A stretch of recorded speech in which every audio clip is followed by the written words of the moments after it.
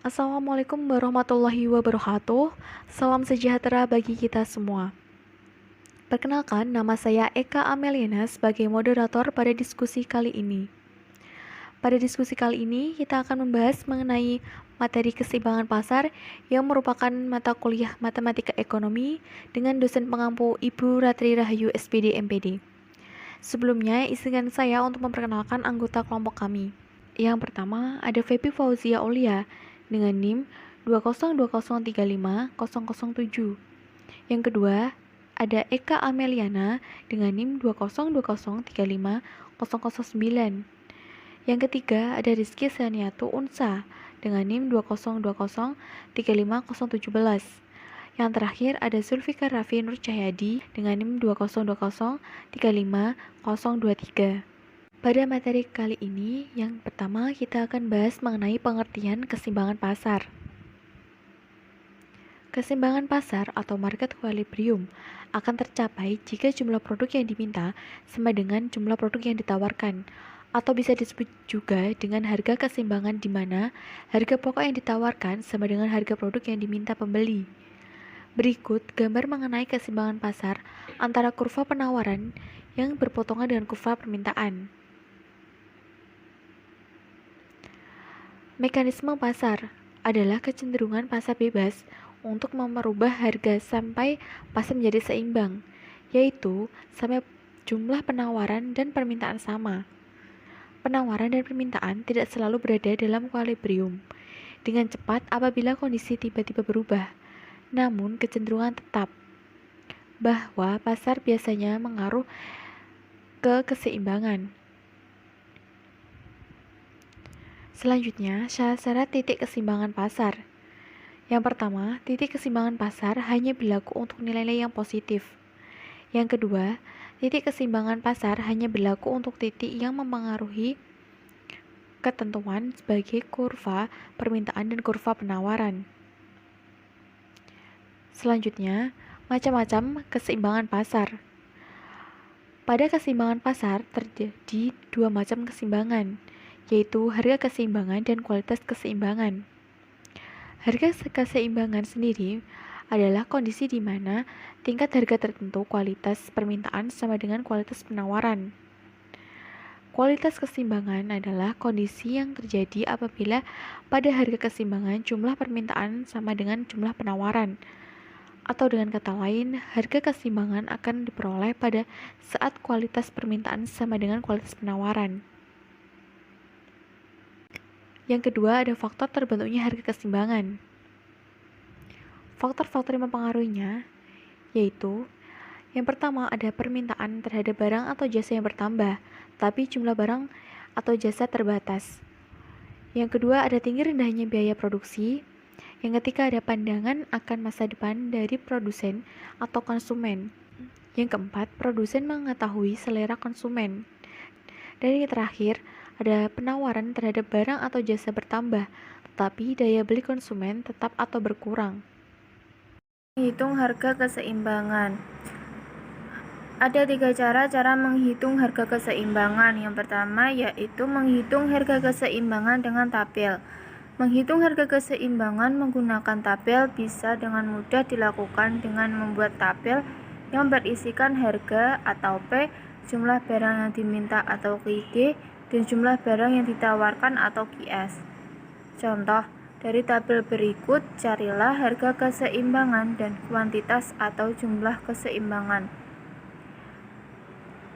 Jika diperhatikan kembali, posisi harga pada QD sama dengan QS, yaitu 700 unit. Akan terlihat harga keseimbangan adalah 3000 dan kuantitas atau jumlah keseimbangan sama dengan 700. Yang kedua, menghitung harga keseimbangan dengan cara kurva. Menghitung harga keseimbangan dengan kurva yaitu menjadikan P dan Q sebagai kurva. Perpotongan antara QD atau permintaan dan QS atau penawaran yang terbentuk dari garis kurva itulah yang merupakan harga keseimbangan. Contoh, dari tabel sebelumnya penentuan harga keseimbangan dengan kurva. Berdasarkan kurva di atas, harga keseimbangan terjadi pada harga 3.000 dan jumlah barang 700 unit. Yang ketiga, menghitung harga keseimbangan dengan pendekatan matematis. Pendekatan matematis diberlakukan jika data yang diperoleh merupakan fungsi permintaan dan penawaran. Harga keseimbangan akan terbentuk jika memenuhi rumus keseimbangan, yaitu QD sama dengan QS, dengan QD sama dengan jumlah barang yang diminta dan QS sama dengan jumlah barang yang ditawarkan, atau PD sama dengan PS, dengan PD sama dengan harga barang yang diminta dan PS harga barang yang ditawarkan. Contoh, misalkan diketahui fungsi permintaan QD sama dengan 80 dikurangi P dan fungsi penawaran QS sama dengan 8P dikurangi 100. Penyelesaian. Maka untuk menentukan harga dan jumlah keseimbangan adalah dengan menerapkan rumus keseimbangan dahulu, yaitu QD sama dengan QS. QD diperoleh 80 dikurangi P, sedangkan QS 8P dikurangi 100. Kita cari nilai P, yaitu min P dikurangi 8P sama dengan 100 dikurangi 80, min 9P sama dengan min 180. Kita peroleh P sama dengan min 180 dibagi min 9. P diperoleh 20. Maka untuk mencari jumlah atau Q keseimbangan Anda dengan memasukkan nilai harga ke salah satu saja fungsi yang diketahui. Kita masukkan nilai P ke dalam QD sama dengan 80 dikurangi P. QD sama dengan 80 kurangi 20. QD sama dengan 60. Dapatkan nilai jumlah Q keseimbangan yaitu 60. Berarti bahwa keseimbangan tercapai pada harga P sama dengan 20 dan jumlah barang atau Q sama dengan 60. Dan dituliskan titik keseimbangan pasar equilibrium price E pada titik 60,20. Pada contoh yang keempat, diketahui fungsi permintaan kuadrat dan fungsi penawaran kuadrat berturut-turut adalah PD sama dengan 18 dikurangi 3Q kuadrat dan PS sama dengan Q kuadrat plus 4Q plus 4. Lalu untuk menyelesaikan soal di atas, untuk menentukan harga dan jumlah keseimbangannya, kita harus menggunakan rumus keseimbangan.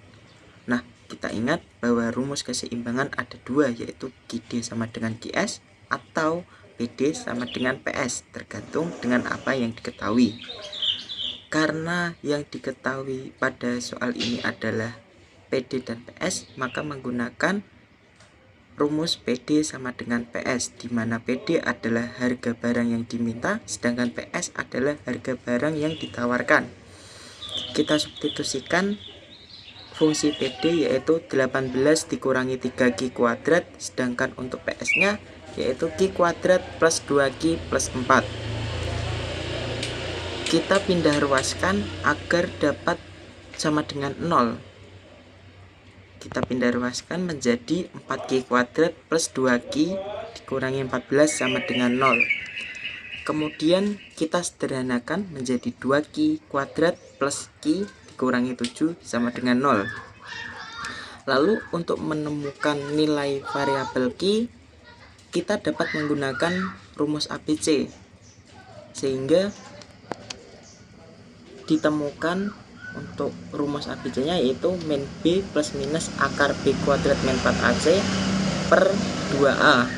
Kemudian ditemukan nilai dari variabel Q masing-masing adalah Q1 adalah negatif 2,1 dan Q2 nya 1,6. Karena jumlah barang tidak ada yang bernilai negatif, maka untuk nilai Q1 sama dengan negatif 2,1 tidak memenuhi dan hanya 1,6 yang memenuhi jumlah keseimbangan. Lalu untuk mencari harga keseimbangannya, kita dapat mensubstitusikan jumlah keseimbangan yang sudah kita cari tadi ke salah satu rumus fungsi di atas. Misalnya pada PD sama dengan 18 min 3Q kuadrat. Kita substitusikan untuk Q-nya yaitu 1,6 sehingga didapatkan hasil untuk nilai harga keseimbangannya berada pada nilai 13,2. Selanjutnya adalah pergeseran keseimbangan pasar. Untuk keseimbangan pasar tidak selalu berada pada satu titik yang sama. Pasti akan terjadi pergeseran-pergeseran yang diakibatkan oleh berbagai faktor. Nah, di pergeseran keseimbangan pasar ini terdapat 3 jenis pergeseran kurva, yaitu pergeseran kurva permintaan, pergeseran kurva penawaran, dan pergeseran kurva permintaan dan penawaran. Yang pertama adalah pergeseran permintaan. Untuk pergeseran permintaan dapat dilihat di gambar berikut, gambar kurva yang ada di PowerPoint. Nah, di situ untuk penawarannya bergeser dari S ke S aksen. Nah, pergeseran ini dapat disebabkan oleh berbagai faktor. Salah satunya adalah menurunnya harga bahan baku. Akibatnya, harga pasar akan merosot dari PE atau harga keseimbangan menuju ke P3. Dan jumlah produksinya akan meningkat dari QE atau jumlah keseimbangan ke Q3. Nah, pergeseran permintaan ini dapat disebabkan oleh berbagai faktor. Salah satunya kemajuan teknologi. Nah, berangsur-angsurnya penurunan biaya ini dapat mendorong untuk pertumbuhan ekonomi masyarakat sekitar. Lalu yang kedua adalah pergeseran penawaran. Untuk kurvanya dapat dilihat pada gambar. Nah, di gambar tersebut pembeli membayar barang dengan harga lebih yang awalnya di harga PE akan meningkat di harga P3. Akan tetapi untuk produsen akan meningkatkan jumlah dari barang produksinya yang awalnya adalah QE atau jumlah keseimbangan menjadi Q3 atau lebih banyak. Nah, di kehidupan kenyataan saat ini dapat kita lihat pada kasus minyak goreng. Pada saat ini pemerintah telah mencabut untuk subsidi dari harga minyak. Oleh karena itu, harga minyak melambung tinggi, akan tetapi untuk jumlah dari minyak tersebut di pasar akan lebih banyak karena terjadi pergeseran penawaran ini. Selanjutnya atau yang ketiga, pergeseran permintaan dan penawaran. Nah, permintaan dan penawaran ini saling berkaitan, di mana akan saling mempengaruhi antara permintaan maupun penawaran. Berdasarkan gambar kurva di gambar, terjadi pergeseran penawaran dan permintaan ke kanan dengan harga yang sedikit lebih tinggi dari PE atau harga keseimbangan menuju ke P3. Dan jumlah barang juga akan berubah tergantung berapa besar pergeseran kurva penawaran dan permintaannya. yang setara dengan yang telah dijelaskan di gambar, bahwasanya apabila harga naik pasti jumlah barang akan ikut naik. Seperti itu untuk pergeseran permintaan dan penawaran. Lalu ada perubahan keseimbangan pasar. Nah, perubahan keseimbangan pasar ini dapat terjadi apabila terjadi perubahan baik di sisi permintaan ataupun penawaran. Nah, jika faktor yang menyebabkan perubahan adalah harga keseimbangan, maka harga keseimbangan itu dapat kembali ke titik awalnya.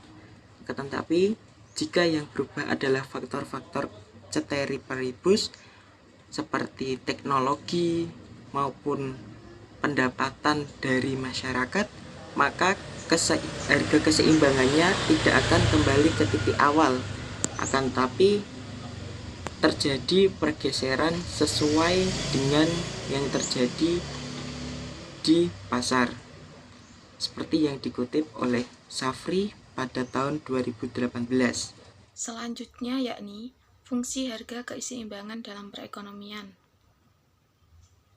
Peran dan fungsi dari terbentuknya harga keseimbangan adalah sebagai berikut. Pertama, menunjukkan bagaimana perubahan kebutuhan masyarakat. Kedua, memberi stimulus pada pengusaha untuk berinovasi akan perubahan permintaan.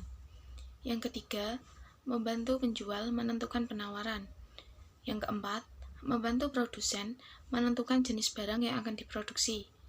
Yang kelima, menentukan pembagian hasil produksi di antara konsumen. Dan yang terakhir, menentukan teknologi yang tepat untuk proses produksi. Selanjutnya, kebijakan harga dasar dan harga maksimum. Harga dasar adalah harga terendah yang tidak dapat dilampaui. Harga yang sangat rendah disebabkan oleh terlalu banyaknya barang yang ditawarkan atau dihasilkan produsen rugi. Sedangkan harga maksimum adalah harga tertinggi yang tidak dapat dilampaui. Harga yang sangat tinggi disebabkan oleh sedikit jumlah barang yang dapat ditawarkan oleh produsen. Kebijakan harga dasar dan harga maksimum diterapkan di berbagai negara, termasuk negara maju. Di Indonesia, contoh jenis barang yang dimasukkan di atas adalah gabah. Kebijakan ini disebarluaskan kepada masyarakat dan dilaksanakan oleh Badan Logistik Bulog pada tingkat pusat, oleh Depot Logistik atau Dolog pada tingkat provinsi, serta oleh Subdolog pada tingkat kabupaten. Kesimpulan. Pertama, keseimbangan pasar atau market equilibrium akan tercapai jika jumlah produk yang diminta sama dengan jumlah produk yang ditawarkan, atau bisa disebut juga dengan harga keseimbangan di mana harga pokok yang ditawarkan sama dengan harga produk yang diminta pembeli. Kedua, ada 3 cara menghitung harga keseimbangan, yaitu menghitung harga keseimbangan dengan tabel, menghitung harga keseimbangan dengan kurva, dan menghitung harga keseimbangan dengan pendekatan matematis. Yang ketiga, harga keseimbangan tidak selalu berada di satu titik, melainkan bisa terjadi perubahan atau pergeseran titik bila terjadi perubahan di penawaran atau permintaan. Oleh karena itu, terdapat 3 jenis pergeseran kurva dalam keseimbangan pasar, yaitu pergeseran kurva permintaan, pergeseran kurva penawaran, dan pergeseran kurva permintaan dan penawaran. Sekian presentasi dari kelompok kami. Apabila ada salah kata dan salah ucap, mohon dimaafkan.